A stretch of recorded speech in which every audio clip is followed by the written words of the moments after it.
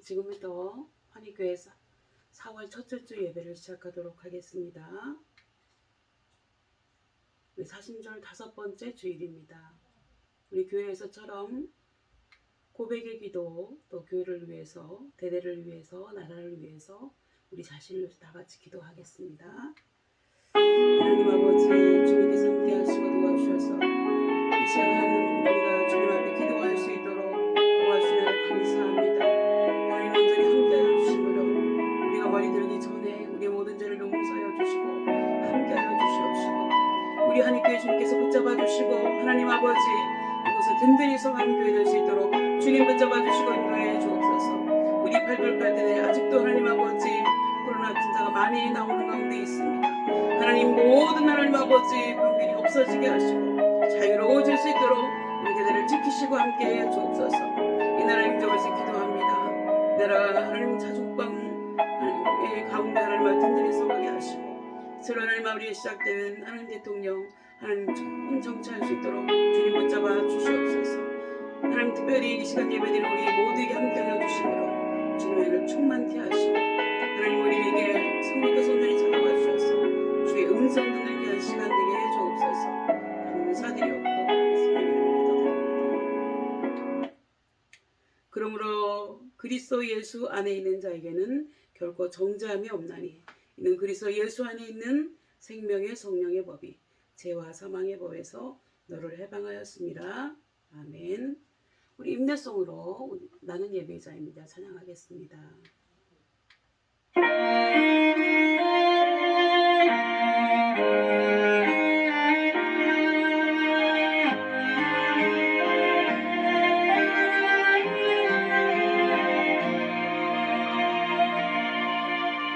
나는 하나님을 예배하는 예배자입니다. 내가 서 있는 곳 어디서나 하나님을 예배합니다. 나는 하나님을 예배하는 예배자입니다. 내가 서 있는 곳 어디서나 하나님을 예배합니다. 내 영혼 거룩한 은혜를 향하여 내 마음 완전한 하나님 향하여 이곳에서 바로 이 시간 하나님을 예배합니다.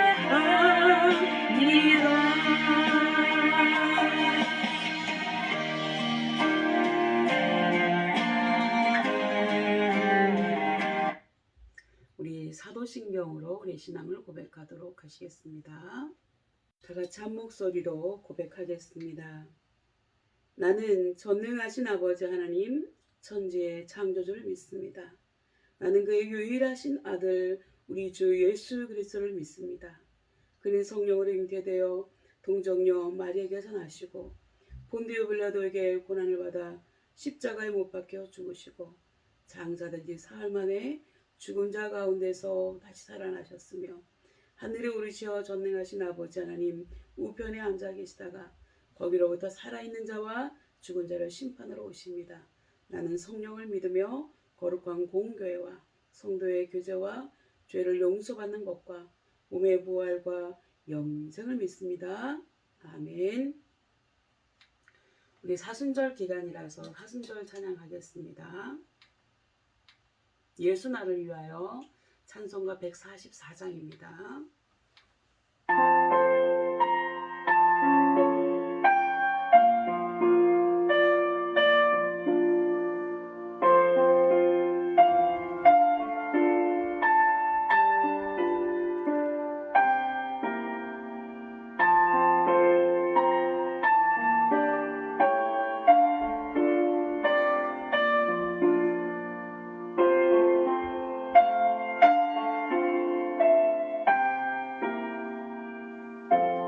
나를 위하여 예수 나를 위하여 십자가를 지되 세상 죄를 지시고 고쳐야 하셨네.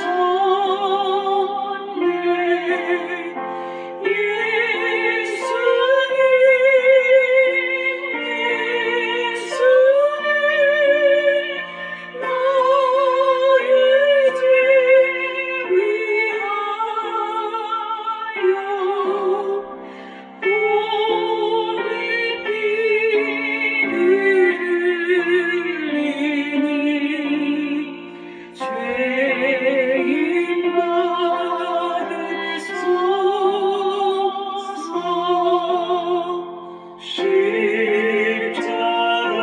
십자가를 지시는 무슨 죄가 있나. 저 무지한 사람들 메시아 주였네.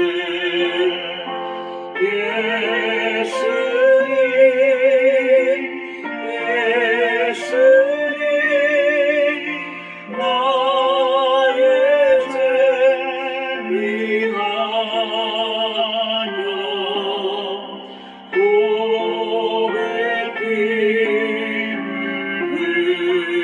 흘리니 죄인 받으소서.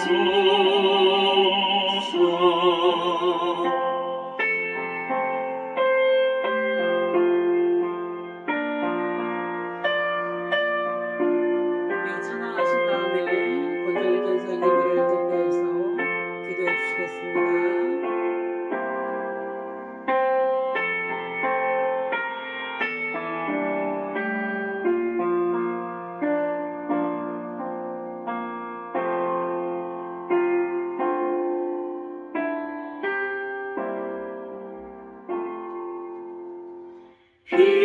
비와 같이 부는 죄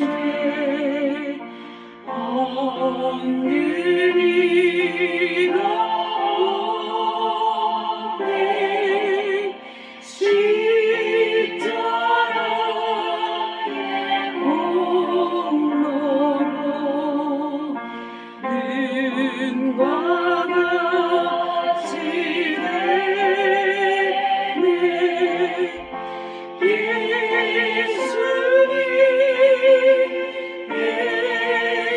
예수님 나의 죄 위하여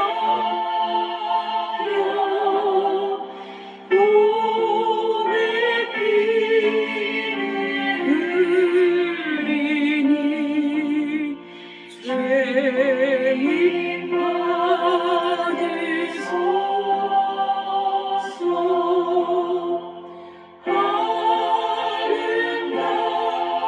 아름다운 예수여 나의 좋은 친구 나의 좋은 친구 예수로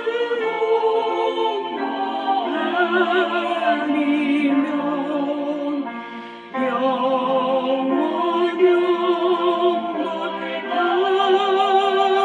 예수님 예수님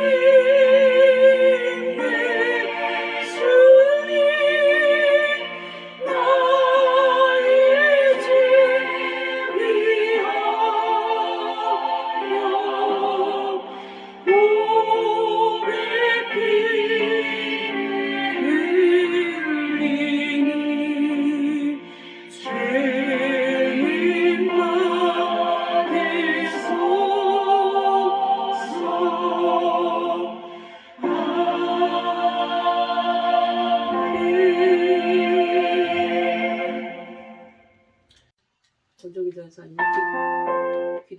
기도하시겠습니다.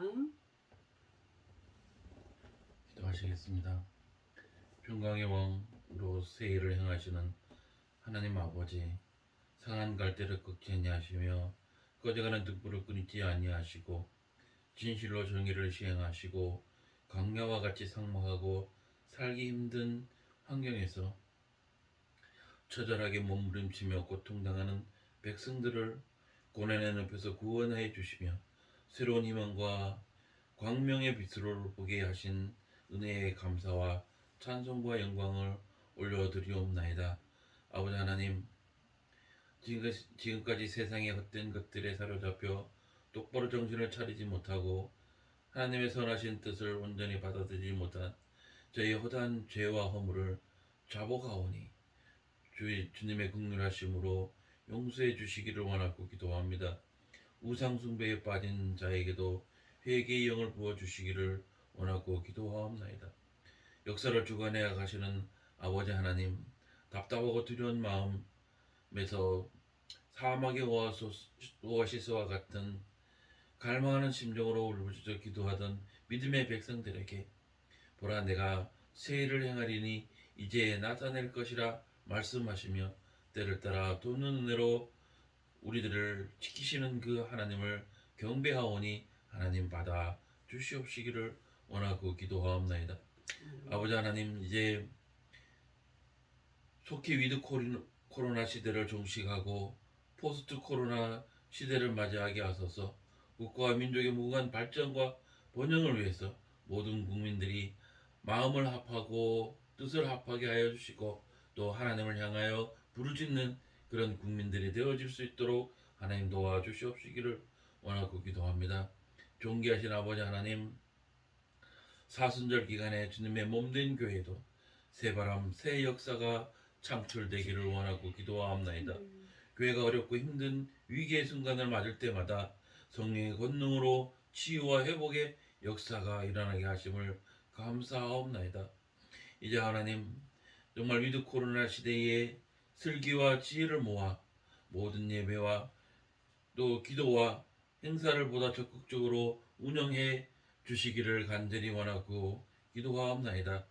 아버지 하나님, 어렵고 힘든 이 시험 연속이지만 그럼에도 불구하고 모든 믿음의 지체들은 하늘 문을 열어가게 하옵시고 또 아버지 하나님, 경제와 또 생업과 자녀와 부모와 또 배우자와 모든 아버지 연인과 모두를 하나님 지키시고 인도하여 주시옵시기를 원하고 기도합니다. 그리고 그런 문제로 또 육신의 질병과 그리고 낱낱이 구하지 못한 기도의 제목도 응답받는 은혜가 충만케 하여 주시기를 간절히 바라고 원하옵나이다.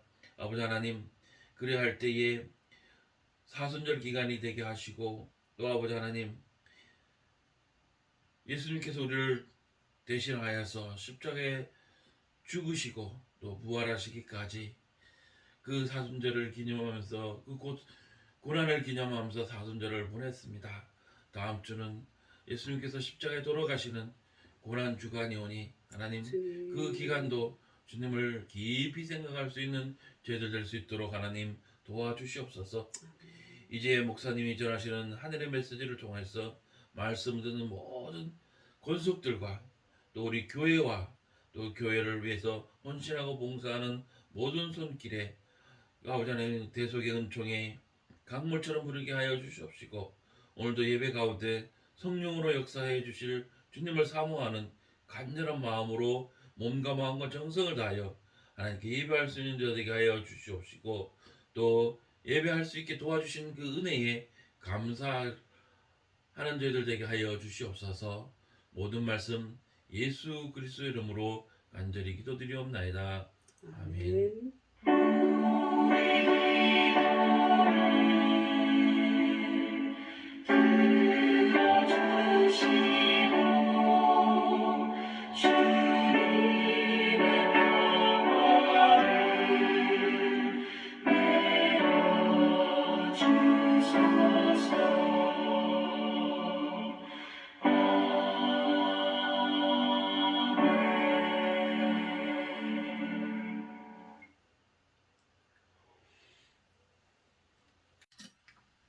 우리 이제 하나님 말씀 봉독하도록 하겠습니다. 이사야서 6장 1절에서 7절까지 말씀입니다. 구약성경 973페이지, 구약성경 973페이지, 이사야서 6장 1절에서 7절 말씀까지 제가 한 절, 여러분이 한 절 이렇게 읽도록 하겠습니다. 이것은 하나님 말씀입니다. 제가 먼저 받들어 봉독하겠습니다. 우시야 왕이 죽던 해에 내가 본즉 주께서 높이 들린 보좌에 앉으셨는데 그의 옷자락은 성전에 가득하였고 스랍들이 모시고 섰는데 각기 6날개가 있어 그 둘로는 자기의 얼굴을 가리었고 그 둘로는 자기의 발을 가리었고 그 둘로는 날며 서로 불러 이르되 거룩하다 거룩하다 거룩하다 만군의 여호와여 그의 영광이 온 땅에 충만하도다 하더라. 이같이 화답하는 자의 소리로 말미암아 문지방의 티가 요동하며 성전의 연기가 충만한지라. 그때 내가 말하되 화로다 나여 망하게 되었도다. 나는 입술이 부정한 사람이요 나는 입술이 부정한 백성 중에 거주하면서 만군의 여호와이신 왕을 배웠음이로다 하였더라. 그때에 그 스랍 중 하나가 부젓가락으로 제단에 잡은 바 핀 숯을 손에 가지고 내게로 날아와서 다 같이 읽겠습니다. 그것을 내 입술에 대며 이르되 보라 이것이 내 입에 닿았으니 내 악이 제하여졌고 내 죄가 사하여졌느니라 하더라. 아멘. 오늘 이 본문의 말씀을 가지고 나를 보내주세요라고 하는 제목을 정했습니다. 오늘 성경 말씀은 이사야가 하나님의 선지자로 부르심을 받은 사실을 소개하고 있는 내용입니다. 이사야의 소명은 하나님의 대변자로서의 권위를 뒷받침하기 충분합니다. 즉 이사야 스스로 선지자가 된 것이 아니라 먼저 하나님이 그를 부르셨기 때문에 선지자가 되었습니다. 예수님의 제자들도 모두 다 예수님의 부르심을 받고 제자가 된 사람들입니다. 베드로와 그의 형제 안드레는 갈릴리 바다에서 고기를 잡던 어부였습니다. 그런데 예수님께서 갈릴리 해변에서 그들이 그물을 던지는 것을 보시고 나를 따라 오너라 내가 너희를 사람을 낚는 어부가 되게 해주겠다 라고 먼저 제안을 하셨고 그들이 곧 그물을 버려두고 예수님을 따랐다고 했습니다. 또 요한과 그의 형제 야고보 역시 베드로와 그의 형제 안드레와 똑같은 케이스입니다. 마태복음을 기록한 세관원 레위 곧 마태도 그가 세관에 앉아 있는 것을 예수님께서 보시고 나를 따르라고 먼저 제안을 하시니 그가 자기의 모든 것을 버리고 일어나 따랐다고 했습니다. 이런 빌립 역시 예수님께서 빌립을 만나서 나를 따르라고 하셔서 그가 예수님의 제자가 되었습니다. 이렇게 주님의 부르심이 먼저 있은 후에 예수님의 제자가 되는 것이 순서입니다. 하나님께서는 그분이 쓰실 종을 부르실 때에는 분명한 순서와 절차 그리고 과정이 있습니다. 그리고 오늘 성경 본문에서는 그러한 과정에 대해서 이야기하고 있는 것입니다.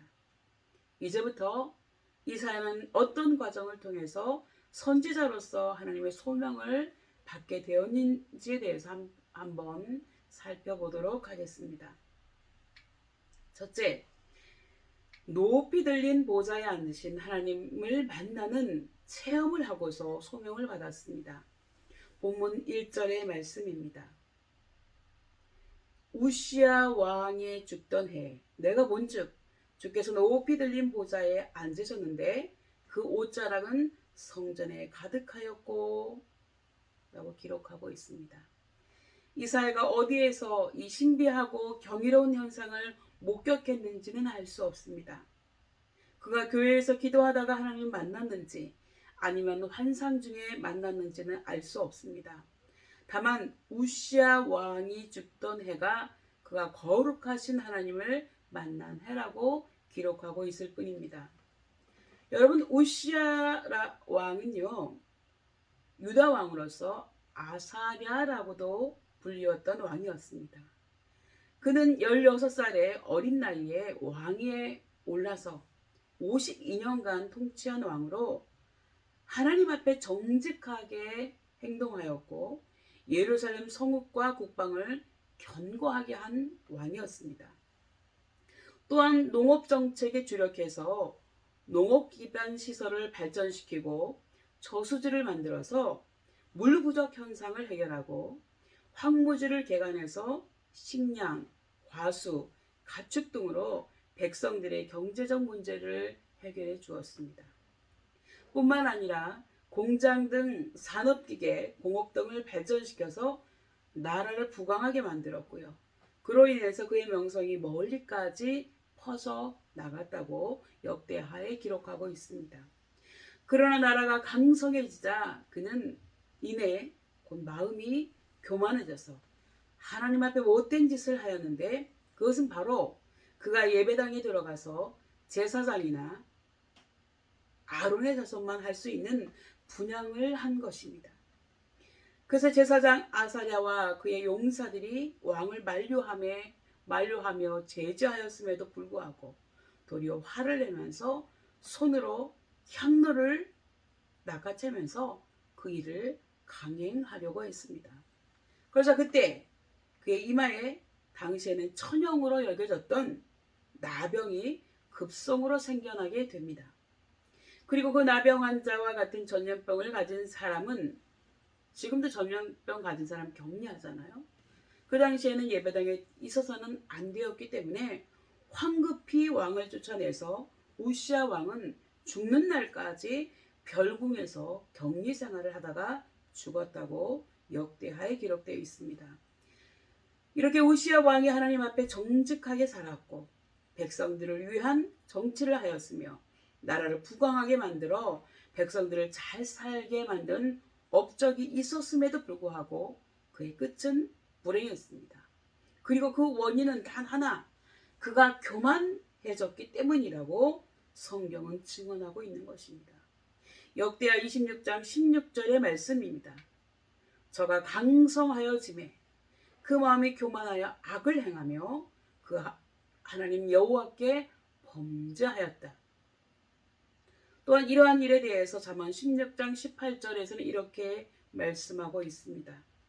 교만은 패망의 선봉이요 거만은 넘어짐의 앞잡이니라. 이게 무슨 말씀입니까? 교만하면 망하게 돼 있다는 거예요. 그리고 거만한 사람은 넘어지게 돼 있다는 말씀입니다.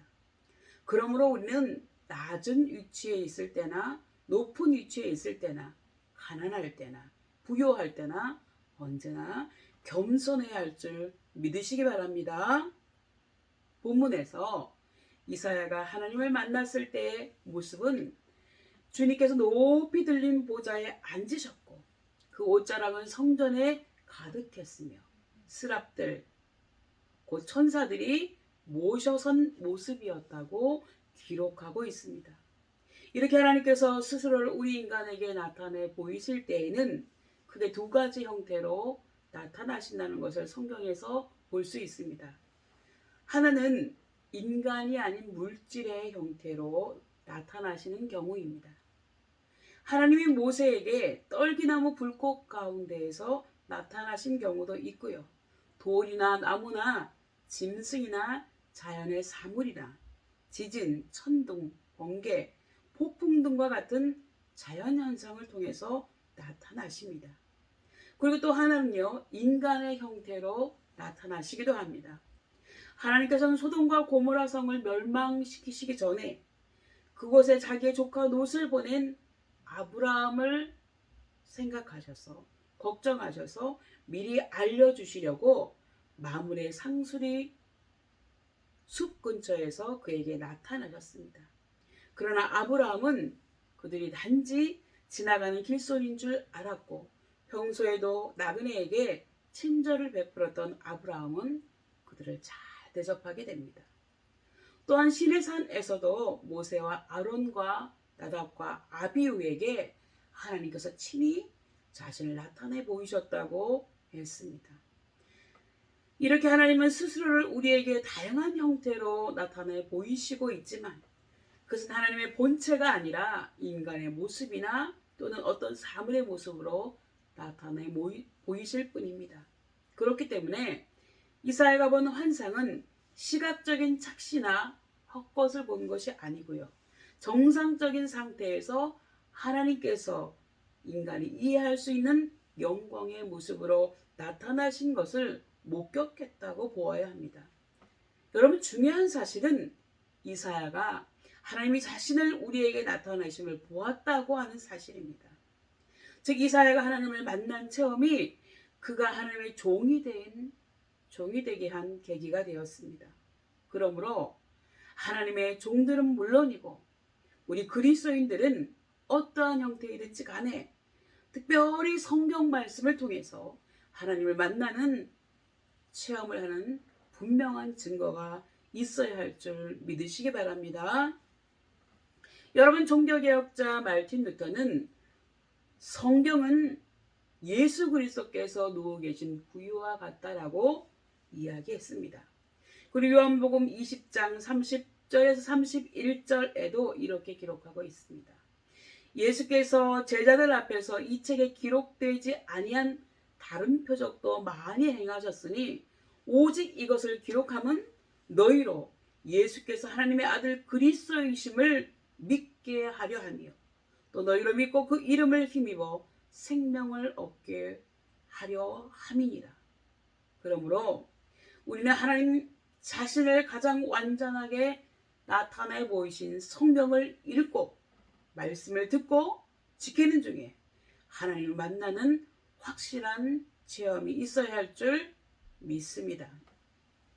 두 번째는요, 이사야가 하나님의 소명을 받은 과정. 두 번째는 이사야는 자기 자신이 죄인이라고 하는 사실을 깨닫고 회개함으로써 하나님의 선지자가 되었습니다. 본문 5절의 말씀입니다. 그때 내가 말하되 화로다 나여 망하게 되었도다. 나는 입술이 부정한 사람이요 입술이 부정한 백성 중에 거하면서 만군의 여호와이신 왕을 배웠음이로다. 그러자 천사들이 큰 소리로 거룩하다 거룩하다 거룩하다 만군의 여호와여 그 영광이 온 땅에 충만하도다 라고 큰 소리로 우렁차게 부르는 이 찬양 소리에 문지방의 터가 흔들리고 성전에는 연기가 가득하게 되었다고 했습니다. 이렇게 되자 이사야는 부르짖었습니다. 재앙이 내게 닥치겠구나. 이제 나는 죽게 되었구나. 나는 입술이 부정한 사람인데 입술이 부정한 백성 가운데 살고 있으면서 입술이 부정한 게 뭐예요? 입으로 죄짓고 잘못된 것을 하는 것을 말하잖아요. 그 가운데 살고 있으면서 왕이신 만군의 주님을 만나 배웠구나.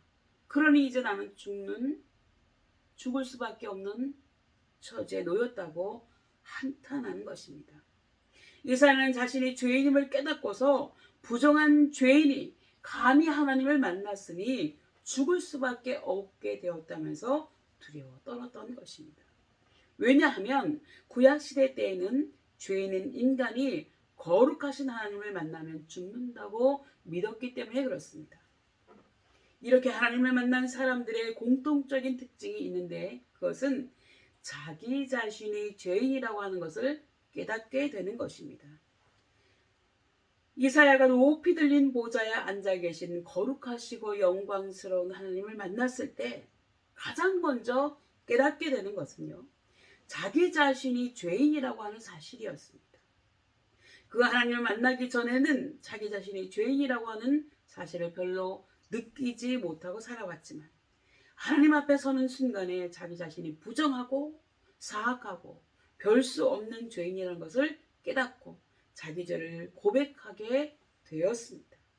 이렇게 하나님을 만난 사람의 첫 번째 반응은 자기가 죄인이라고 하는 사실을 깨닫게 된다는 것입니다. 그래서 두려워하게 되는 것입니다. 여러분, 여기 앉아있는 여러분 중에도 나는 죄인 아니야, 나는 죄 없어 하시는 분은 아직 하나님을 안 만났다고 보시면 됩니다. 그러나 나의 죄가 생각나고 내가 얼마나 죄인이고 하나님이 나를 구원해 주시지 않으면 나는 결코 지옥에 갈 수밖에 없는 죄인이라고 하는 사실을 깨닫게 될 것입니다. 베드로가 예수님의 제자가 되는 과정을 보더라도 그가 갈릴리 바다에서 밤새도록 고기를 잡으려고 애썼지만 헛수고를 하고 있을 때 예수님께서 그를 찾아오셔서 하신 말씀에 그가 순종하여서 단 한 번의 그물질로 물고기가 그분에 가득하게 잡히고 만선의 기쁨을 맛보게 되었습니다. 그리고 이때 베드로는 예수님의 무릎 앞에 엎드려서 주여 나를 떠나소서 나는 죄인입니다 라고 고백하였습니다. 그렇다면 베드로는 왜 이렇게 말했을까요? 그것은 자기 앞에 계신 이분이 단순한 선생님이 아니라 전능하신 하나님이시라고 하는 사실을 깨달았기 때문에 그렇습니다. 다시 말해서 베드로의 영적인 눈이 열리게 된 것입니다. 그래서 그가 가진 모든 것을 버려두고 예수님을 따를 수 있었던 것입니다. 이처럼 하나님을 만나는 사람들은 자신이 죄인이라고 하는 사실을 깨닫고 하나님을 두려워하는 마음으로 자신의 죄를 고백하며 회개하게 됩니다. 그렇다면 이사야가 자기의 죄를 고백했을 때 그의 죄는 용서받았을까요? 본문 6절의 말씀입니다. 그때 스랍 곧 천사의 하나가 제단에서 타고 있는 숯을 부집개로 집어 손에 들고 날아와서 이사야의 입에 대며 말하기를 이것이 너의 입술에 닿았으니 너의 악이 사라지고 너의 죄는 사해졌다 라고 말하였다는 것입니다. 여러분 그럼 진짜로 입을 찢었을까요? 그렇진 않아요. 그런 환상을 본 것입니다. 그리고 여기에서의 제단은 하나님께 희생제물을 불태워 제사하는 번제단을 의미합니다. 그리고 번제단의 숯불이 이사의 입술에 닿았다고 하는 것은 그가 희생제물처럼 불태워졌기 때문에 그의 죄가 용서받았다고 하는 것을 보여주는 상징적인 행동이라고 볼 수 있습니다. 인간이 스스로 죄를 뉘우치고 죄를 용서받기 위해서 수도를 하고 고행을 하고 선행을 한다고 해서 이미 지은 죄가 없어지거나 감해지지는 않습니다. 왜냐하면 죄를 용서해 주시고 깨끗하게 해 주시는 분은 오직 하나님 한 분뿐이시기 때문에 그렇습니다. 여러분 이사야서 1장 18절에서도요. 여호와께서 말씀하시되 오라 우리가 서로 변론하자. 너희의 죄가 주홍 같을지라도 눈과 같이 희어질 것이요 진홍같이 붉을지라도 양털같이 되리라 라고 말씀해 주셨습니다. 여러분 눈이나 양털은 겉이나 속이 완전히 희고 깨끗합니다. 이와 같이 하나님도 우리의 죄를 완전하고 깨끗하게 용서해 주시겠다고 하는 것입니다. 그렇기 때문에 우리가 어떠한 죄를 범했든지 간에 그 죄를 하나님께 가지고 나와서 고백하기만 하면 우리가 고백의 기도를 하잖아요. 예배 드리기 전에 그렇게 하기만 한다면 하나님은 그의 모든 죄를 다 용서해 주신다고 하는 것을 믿으시기 바랍니다. 그렇다면 여러분 죄 용서받은 사람의 기분과 마음은 과연 어떨까요? 참으로 말로는 표현할 수 없는 기쁨과 감격과 감사한 마음이 파도처럼 밀려옵니다, 여러분. 샘에서 물이 솟아나듯이 속에서 기쁨이 솟아서 넘쳐난다고 하는 겁니다. 너무나 기뻐서 어쩔 줄 몰라 하면서 눈물이 흘러내립니다. 기쁨의 눈물 말입니다. 바로 감격의 눈물 말입니다. 그래서 사도행전 3장 19절에서도 그러므로 너희가 회개하고 돌이켜 너희 죄 없이 함을 받으라. 이같이 하면 새롭게 되는 날이 주 앞으로부터 이를 것이다 라고 기록하고 있습니다. 그리고 이렇게 하나님께 죄 용서함 받은 기쁨과 감격을 경험한 사람이 진정한 크리스천인 줄 믿습니다. 그렇다면 여러분, 나는, 여러분은 진정한 크리스천입니까? 그 세 번째, 이사야가 소명을 받은 과정 세 번째는요. 이사야는 죄 용서함을 받은 이후에 비로소 하나님의 선지자로서의 사명을 받게 되었습니다. 본문 8절의 말씀을 보면요. 이사야가 하나님께로부터 죄 용서함 받은 후에 주님께서 누가 우리를 위해서 갈꼬? 라고 하셨고, 그에 대해서 이사야가 말하되 내가 여기 있나이다. 나를 보내주셔서 라고 대답했다고 기록하고 있습니다. 이렇게 하나님의 부르심에 이사야는 지체하지 않고 즉시 내가 여기 있습니다. 나를 보내주세요. 라고 응답한 것입니다. 즉 하나님의 콜링에 즉시 순종한 것입니다. 다시 말해서 소명은 하나님의 부르심을 받는 것이고 사명은 그 하나님의 부르심을 받은 사람이 하나님으로부터 보내심을 받는 것입니다. 그러므로 모든 크리스천들에게는 특히나 하나님의 일꾼들에게는 반드시 소명감과 사명감 이 두 가지 의식이 반드시 있어야 합니다. 왜냐하면 하나님의 소명을 받고 사명자로 선교 현장으로 나간다고 해서 모든 일이 순탄하고 탄탄대로가 열리는 것이 결코 아니기 때문에 그렇습니다. 오히려 험난한 가시밭길이 기다리고 있을 때가 더 많이 있습니다. 본문 9절의 말씀입니다. 여호와께서 가라사대 가서 이 백성에게 이르기를 너희가 듣기는 들어도 깨닫지 못할 것이요 보기는 보아도 알지 못하리라. 여러분 이렇게 들어도 모르고 보아도 알지 못하는 사람들에게 우리가 말씀을 전하는 거예요. 이렇게 하나님께 받은 사명대로 사는 사람에게는 때로는 고난의 길이고 십자가의 길이고 순교의 길인 것입니다. 그래서 이 땅에서 믿음으로 살다가 하늘나라로 간 믿음의 선배들의 행적을 기록한 믿음의 장인 신약성경 히브리서 11장에는 이렇게 기록하고 있습니다.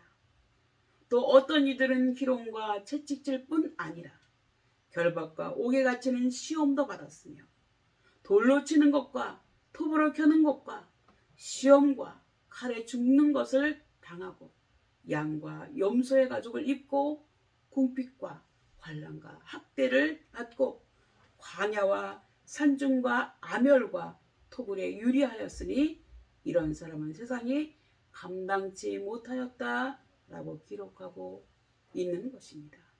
이와 같이 험난한 길이 바로 사명자가 가는 길입니다. 여러분 어떤 사람이 신학교를 갓 졸업하고 처음으로 교회에 이력서를 내면서 이렇게 물어봤다고 합니다. 교회에서 생활비는 월 얼마나 주나요? 또 승용차는 제공되나요? 여러분 이러한 사람을 과연 소명의식과 사명감이 있는 사람이라고 할 수 있겠습니까? 이러한 마음을 갖는 사람은 차라리 떳떳하게 세상에서 직업을 찾는 것이 모두를 위해서 좋을 것이라고 생각합니다. 저는 개인적으로 돈을 많이 벌기 위해서 큰 교회에 등록을 하거나 교회에 일을 한다고 하면서 그것을 빌미로 돈을 빌려서 돈을 벌려고 하는 성도들이나 목회자들에 대해서 심히 안타깝게 생각하는 사람입니다. 왜냐하면 하나님께서 다 나중에 계산해서 가져가십니다. 당장은 이익이 있는 것 같지만 그렇지 않다고 하는 것입니다. 오늘 말씀을 정리하겠습니다. 이사야는 하나님을 만나고 나서야 자기 자신이 죄인이라고 하는 사실을 깨달았습니다. 그리고 그가 회개하고 사죄의 은총을 받았을 때 하나님은 그에게 선지자의 사명을 주셨습니다. 또한 그는 그의 여생을 하나님의 선지자로서 충성을 다하며 살았습니다. 탈무드의 기록에 의하면 그는 사악한 우상 숭배자였던 문하사의 왕에 의해서 몸을 톱으로 켜서 두동강으로 잘리는 토막살인의 극형을 받아서 순교하였다고 전해지고 있습니다. 육신적으로는 매우 참혹한 일이지요. 그러나 장차 천국에서는 그에게 영광스러운 면류관이 주어짐을 믿으시기 바랍니다. 신우 여러분, 우리가 예수님을 믿는 목적이 무엇이라고 생각하십니까? 그것은 우리가 지은 죄 때문에 그것을 용서해 주시기 위해서 예수님께서 십자가에 흘리신 피로 인해 죄 용서함 받고 후에 천국에 가서 영원토록 살기 위해서 아닙니까? 그러나 하나님께서는 이러한 죄 용서함 받은 사람에게는 사명을 주실 뿐만 아니라 사명을 감당할 능력도 주시고 이 험한 세상을 살아가는 동안에 세상이 줄 수도 없고 알 수도 없고 세상에 빼앗아 갈 수도 없는 기쁨과 평안과 용기와 소망도 주십니다. 이것은 죄 용서함 받고 하나님의 자녀가 된 사람만이 누릴 수 있는 놀라운 은총이고 축복이고 특권입니다. 여기에 모이신 우리 모두가 이러한 죄 용서함의 은총을 누리시는 축복이 있으시기를 예수님의 이름으로 축복합니다. 기도하시겠습니다. 하나님, 오늘은 우리가 성경 속에서 이사야가 하나님의 소명을 받는 장면을 살펴보았습니다. 우리 이사야처럼 하나님을 만날 수 있는 복을 허락하여 주옵소서. 또한 그 하나님을 만난 후에 나 자신이 얼마나 구제불능의 죄인인가를 깨닫게 하시고 더 나아가 하나님께서 주시는 사명을 받아서 정말로 죄악이 가득하며 험난한 이 세상에서 예수 그리스도만이 우리의 모든 아픔과 고통을 잘 아시고 예수 그리스도만이 우리를 이 죄악된 세상에서 구원해 주실 수 있으며 예수 그리스도만이 우리를 저 영원한 천국으로 인도해 주실 수 있는 분이심을 온 천하에 전할 수 있는 우리 모두가 되게 하여 주옵소서. 나도 이사야처럼 하나님, 제가 여기 있습니다, 나를 보내주세요 라고 자원할 수 있는 은혜를 주옵소서. 사순절 5번째 주일에 나를 위해서 십자가에 달려 우리의 모든 죄를 용서하신 예수 그리스도의 이름으로 기도드리옵나이다. 아멘.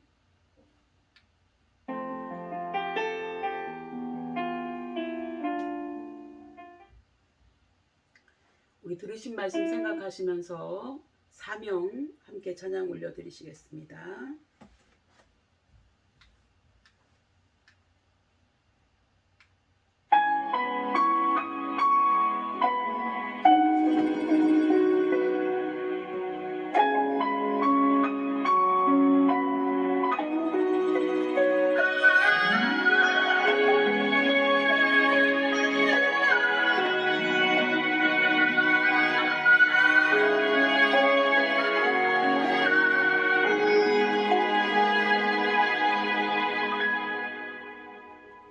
주님이 홀로 가신 그 길 나도 따라가오.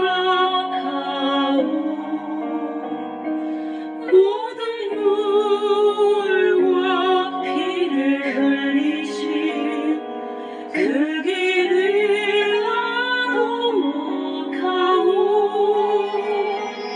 험한 산도 나는 괜찮소.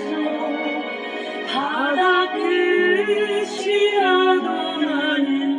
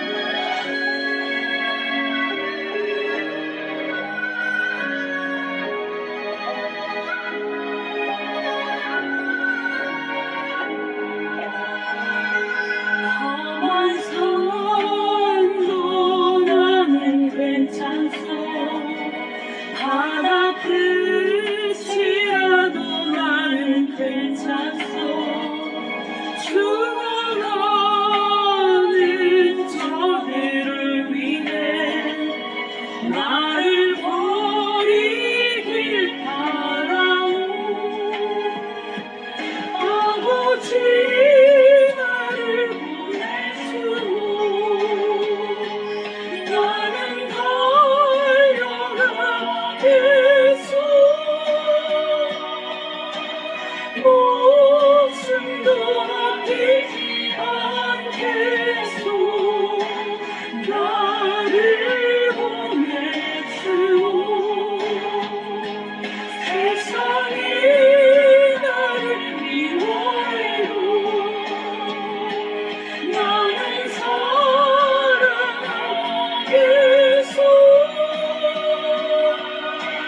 세상의 그와 십자가 나도 따라가오.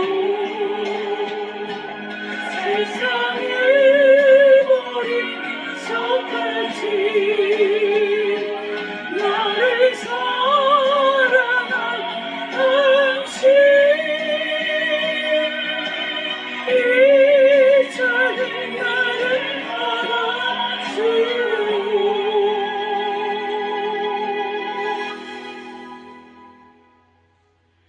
나도 사랑하오.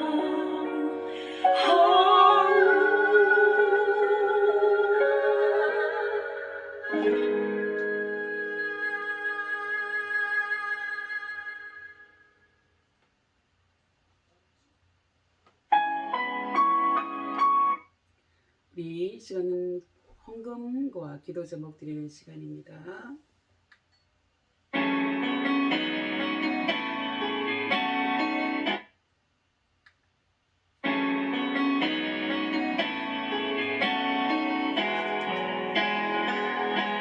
주님께 드립니다. 주님께 드립니다. 나비로 가난하고 부족하지만 주님께 드립니다. 주님께 드립니다. 오주님 우리 받아주소서. 주님께 드립니다. 주님께 드립니다. 나비로 가난하고 부족하지만 주님께 드립니다. 주님께 드립니다. 오주님 우리 받아주소서.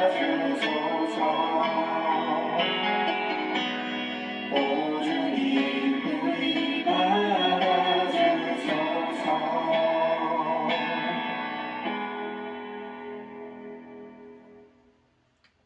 기도하시겠습니다. 하나님, 시간도 우리가 하나님 앞에 정성스럽게 우리의 11조 예물, 우리의 감사헌금, 우리의 주일헌금 하나님 앞에 정성스럽게 쓴 기도 제목 올려드립니다. 하나님께서 우리가 드린 예물과 우리가 드린 기도 제목을 받으시고 친히 안수하여 주셔서 하나님 아버지, 물질로 인하여서 더 이상 어려운 일 당하지 않도록 하나님께서 그들을 만배로 축복하시고 들어가나 나가나 복받는 은혜를 허락해 주옵소서. 또 하나님 아버지, 정성스럽게 기도 제목 올린 손길들 주님 기억하여 주셔서 이들이 마음의 소원이 하나님 안에서 온전히 이루어지게 해 주옵소서. 감사드리고 나의 구주 예수님의 이름으로 기도드립니다. 아멘.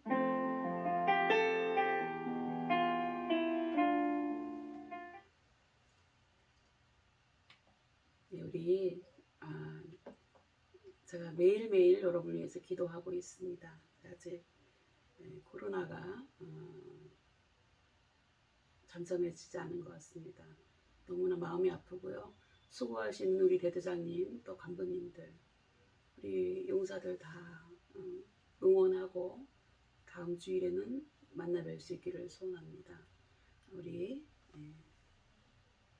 제가 축도하고 예배를 마치도록 하겠습니다.